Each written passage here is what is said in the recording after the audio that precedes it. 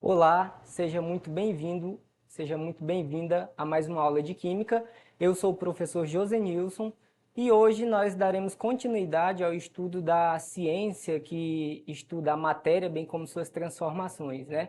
Hoje, em específico, nós iremos resolver alguns itens dos conteúdos que mais são abordados no Enem nas últimas edições com relação aos compostos orgânicos.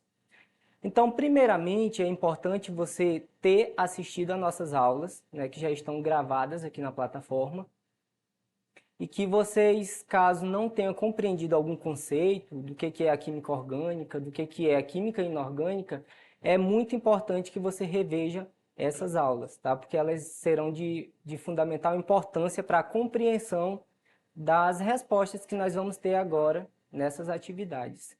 Certo? Então, a princípio, só para relembrar, o que seria a química orgânica?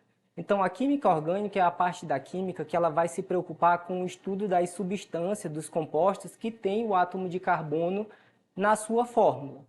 Tá? Só que tem que prestar atenção que existem algumas exceções, que nem todo composto que tem carbono é orgânico, mas todo composto orgânico é obrigatoriamente necessário existir um átomo de carbono. Como assim, professor? Não entendi. Então, por exemplo, o bicarbonato de sódio, ele tem o átomo de carbono na sua fórmula, só que ele não é considerado um composto orgânico, tá? Ele faz parte aí do estudo da química inorgânica. Tem que ficar atento aí às exceções. Então, vamos lá. Para começar a aula de hoje, eu separei uma questão aqui para vocês com relação aos hidrocarbonetos.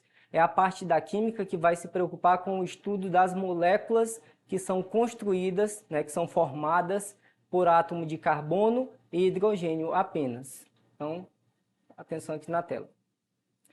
Então, essa primeira questão eu retirei da coletânea A Prova Enem, Química, volume 2, página 139, a questão número 1. Então, a questão diz o seguinte: o composto químico luminol é um dos representantes mais conhecidos da quimiluminescência.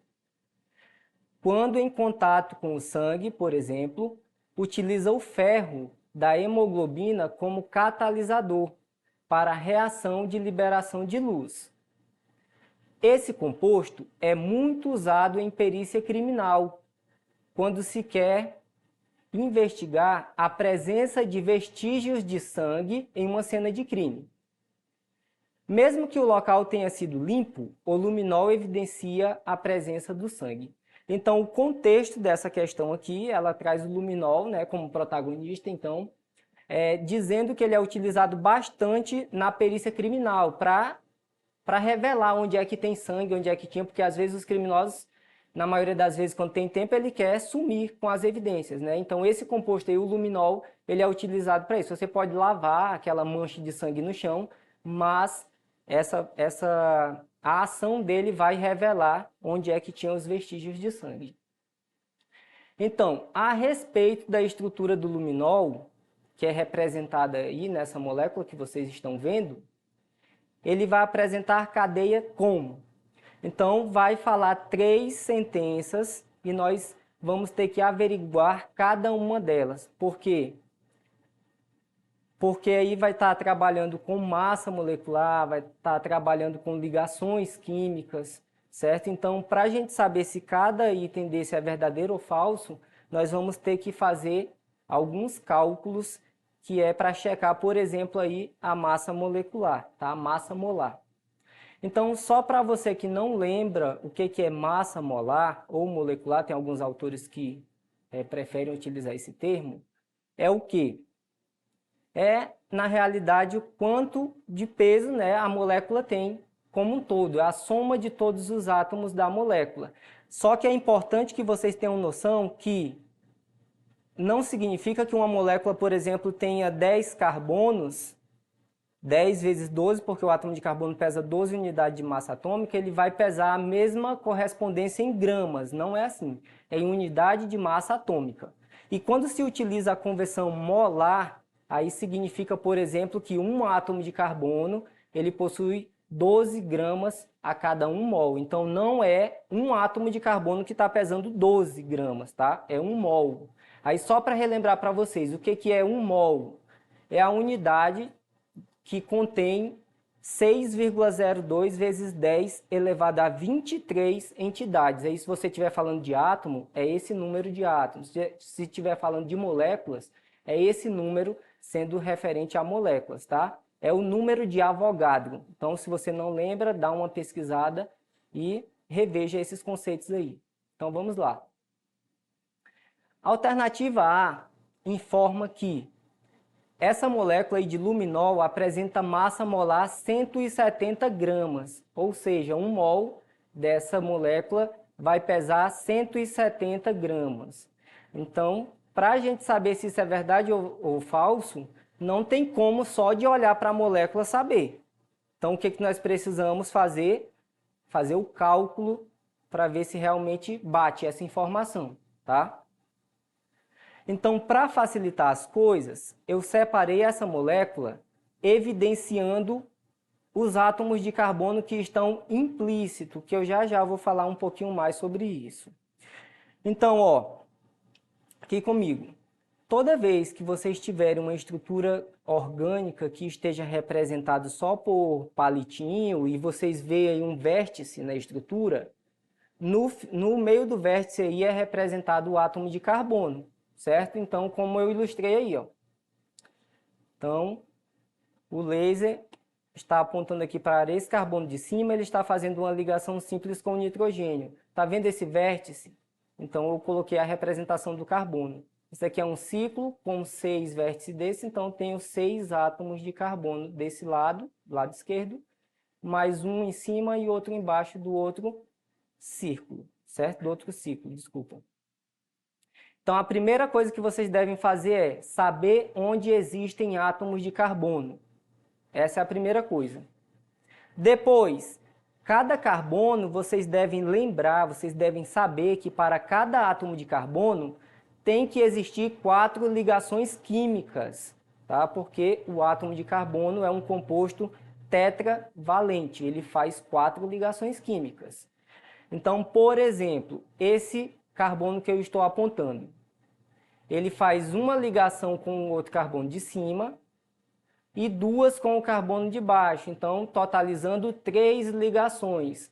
Faltam quantas ligações para ele atingir a tetravalência? Falta uma. E essa outra ligação vai ser formada com quem? Com o átomo de hidrogênio. Se não tiver escrito nenhum outro átomo, saiba que é o átomo de hidrogênio, e eu coloquei representando para vocês aí em verde. Tranquilo? Então vamos lá. A alternativa A, ela diz que essa molécula de luminol pesa 170 gramas por mol. Então vamos ter que calcular a soma de todos os átomos para ver se realmente pesa isso, 170. E assim, quando isso cai numa prova, não se preocupa em decorar os átomos da tabela periódica para ver, ai meu Deus, e agora o hidrogênio pesa quanto? Pesa 12, pesa 15, pesa 16? Calma. Isso daí é fornecido em dados da questão ou em anexo à prova com uma tabela periódica para você fazer a consulta, certo? Tabela foi feita para se consultar, não é para decorar. Então vamos lá. A primeira coisa que vocês devem fazer é totalizar quantos carbonos nós temos. Aí você conta, vê que tem 8. Cada carbono pesa quanto? Aí você vai ver nos dados da questão, vê que pesa 12 gramas por mol. Aí você faz a multiplicação, 12 vezes 8, 96, certo? Nitrogênio, eu tenho quantos? Tenho 3 átomos. Cada nitrogênio está pesando quanto? 14 gramas por mol. Então, 3 vezes 14, 42 gramas por mol, tá? E por fim, e o próximo eu tenho o que? O oxigênio. Eu tenho quantos oxigênio? Tenho um aqui em cima e outro embaixo. 2 oxigênio. 2 vezes 16, 32. Ah, professor, então quer dizer que 2 oxigênio pesa 32 gramas? Não. Não. 1 mol, né, que vai pesar o equivalente a gramas. Então, por isso que tem essa barra aqui, ó, e 1 mol do lado, certo? Significa que eu tenho 32 gramas a cada 1 mol, era o que eu estava dizendo agora há pouco. Por fim, eu tenho um átomo de hidrogênio. Quantos hidrogênios eu tenho? Aí você tem que contar. 1, verde, 2, 3, mais 2 lá em cima, 5, mais 2, 7. Então, 7. Cada hidrogênio pesa quanto? 1 grama por mol. Então, 7 vezes 1, 7. Agora, o que é que eu faço? Eu não quero saber o peso da molécula toda, então é só você somar os resultados individuais de cada multiplicação que você fez. Então, você soma 96 com 42, com 32 e 7, que aí vai dar um total de 177 gramas a cada 1 mol da molécula de luminol. Então, com isso, nós já sabemos que a alternativa A, ela é incorreta. Estava dizendo que pesava apenas 170, certo? A B diz o quê? Apenas 3 ligações duplas. Será que só temos 3 ligações duplas? Então, as ligações são representadas por esses traços. Aqui eu tenho uma ligação dupla, 2, 3, 4, 5. Então, já sabemos que está errada, certo? C, elementos eletronegativos. Daí, quando eu estava explicando para vocês, numa aulinha que eu gravei sobre tabela periódica, eu expliquei que um dos elementos mais eletronegativos é o que? A capacidade de capturar elétrons de outros átomos, são os halogênios, tá? Grupo 17 da tabela periódica, que está incluso quem? O oxigênio. Então, nós sabemos que o oxigênio está presente na molécula, então ela pode ser uma possível resposta correta. Então, vamos deixar aí em stand-by. D, 11 átomos de hidrogênio. Nós acabamos de fazer a continha e sabemos que tem 7, então já está errada. Alternativa E, fórmula molecular C8H4O2N3. Meu Deus, o que é isso, professor? Calma, é só a quantidade que nós contamos de cada átomo, pessoal. O C é 8? É. O hidrogênio é quanto? 7. E lá está dizendo que é 4. Então, já está errada. Então, com isso, nós ficamos com o gabarito da questão, né? Apenas uma alternativa correta, elementos eletronegativos, que é o caso do oxigênio. Tá? O oxigênio ele tem essa tendência aí de capturar elétrons de outros átomos. Tranquilo, pessoal? Próxima questão. Essa próxima questão eu retirei da coletânea Prova Enem, volume 2, do livro de Química, página 140, questão número 3. A morfina foi criada em 1803 pelo farmacêutico alemão Friedrich, e aí tem o nome dele, que eu não falo alemão, certo? O mesmo deu o nome ao remédio em homenagem ao deus grego do sono, que é o Morfeu. Então, por isso que aí vem a morfina, tá? Esta substância foi e é produzida em laboratórios. É usada para aliviar dores.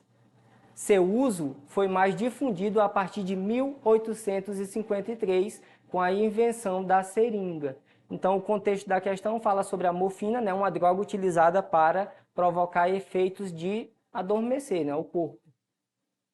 Considerando que um carbono primário é aquele que se encontra ligado a outro átomo de carbono, que um carbono secundário é aquele que se encontra ligado a 2 átomos de carbono, e assim sucessivamente, a morfina possui em sua fórmula estrutural. Aí vocês estão vendo ao lado das alternativas a fórmula estrutural da morfina. E as alternativas elas vão permear sobre a classificação do átomo de carbono. Então, quando se estuda química orgânica, nós temos alguns tipos de classificação. Eu posso classificar a molécula como um todo, né? Se ela é aberta, se ela é fechada, se ela é homogênea, heterogênea. Ou eu posso classificar cada átomo de carbono pertencente à molécula, que é o caso que a questão em si ela quer. Então, eu coloquei aí nesse próximo slide a molécula. O que nós devemos fazer assim que nós vemos uma molécula? Revelar onde estão os carbonos. Então, o primeiro que eu coloquei aí, ele tem quantos vizinhos carbono? Ele tem aqui na esquerda um e na direita outro. Então, eu posso dizer que ele é o quê? Secundário. O próximo também, secundário, porque tem 2 vizinhos carbonos. Esse próximo, da mesma forma. Então, vocês veem que é algo bem repetitivo. Você só tem que ficar ciente de quantos vizinhos carbonos ele tem. Lembrando que não conta com o próprio átomo. É só o vizinho da esquerda, da direita, de cima ou de baixo, caso tenha. Certinho? Aí tem o próximo. Também tem um lá em cima e um ao lado. O oxigênio não conta como vizinho, certo? Aí vai seguindo. Esses de verdinho aí eu coloquei como sendo todos secundários. Certo? E aí, opa, apareceu um de outra cor. O que tem diferente? Aqui em cima eu tenho um carbono. Lá do outro lado eu tenho outro. E embaixo mais um. O que mudou? Ele tem 3 átomos de carbono como seus vizinhos. Então agora ele não é mais secundário, ele é terciário. Certinho? Da mesma forma esse outro vermelho que apareceu. Esse que eu coloquei em preto, o que acontece? Ele só tem esse vizinho aqui, ó, um carbono. O outro é nitrogênio, não conta. Tá? Então ele seria primário, só tem um átomo como ligante direto, que é esse vizinho que eu falo. Só para facilitar a compreensão. Tá, então, depois de fazer isso para a molécula inteira, aí fica fácil. Primário só tem um. Secundário, se você for contar 1 a 1, tem 11. Terciário, 3, que são esses em vermelho. Quaternário, eu tenho algum? Tenho um, que é o que está em roxo. Certo? Lilás, como queira. Então, a alternativa A diz, eu tenho 2 carbonos primários. Já sabemos que não é, nós só temos um. Letra B, 10 carbonos secundários. Também não é, vimos que temos 11. C, 2 carbonos terciário e 2 primário. Será? Terciário eu tenho 2? Não, eu tenho 3. D, 11 carbono secundário, opa, e 1 quaternário. Prontinho, nosso gabarito, alternativa D. Então, essa questão é super fácil e ela cai também no Enem, pessoal. Vamos lá para mais uma questão. No final do século XVIII e início do século XIX, os químicos passaram a se dedicar ao estudo das substâncias presentes em organismos vivos, tentando isolá-los e identificá-los. Com isso, foi possível notar que tais substâncias apresentavam propriedades muito diferentes daquelas obtidas a partir de minerais e, portanto, elas deveriam constituir um grupo especial na química, na área da química, que foi o chamado química orgânica, certo? No ano de 1807, o químico sueco, Berzelius, ele lançou a teoria da força vital, também conhecida como vitalismo, que defendia a ideia de que apenas os seres vivos são capazes de produzir compostos orgânicos, ou seja, tais substâncias não poderiam de nenhuma maneira ser produzidas artificialmente. Segundo Berzelius, os compostos orgânicos eram produzidos a partir de uma força vital, característica dos organismos vivos, que assim impossibilitava a síntese dos mesmos. Então aqui fala sobre a teoria da força vital, né, que somente composto vivo poderia formar compostos orgânicos, só que essa teoria aí ela não foi muito para frente, porque a ureia ela foi extraída a partir de um mineral, que foi o cianato de amônia. Tá? Um mineral é o quê? Um composto inorgânico, e por meio da sua decomposição foi formada a ureia, que é o que está dizendo aí, ó, que é a síntese de Wöhler, né? Está escrito aqui, ó.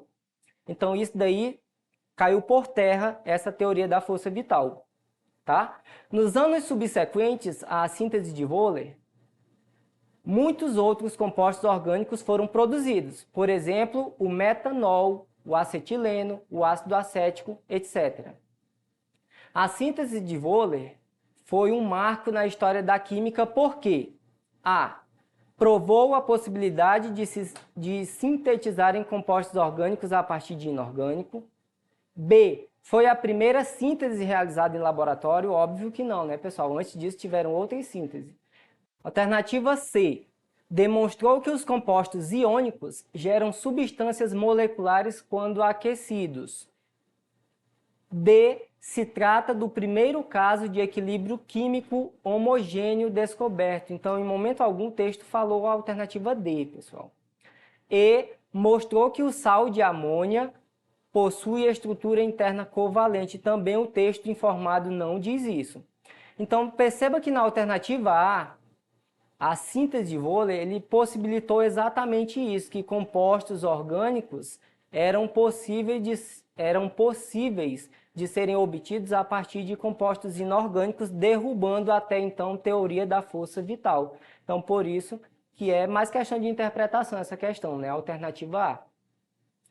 Então, por hoje é isso. Eu espero que vocês tenham compreendido a aula de hoje. Para essas e outras aulas, fiquem de olho na nossa plataforma e até uma próxima aula. Tchau, tchau!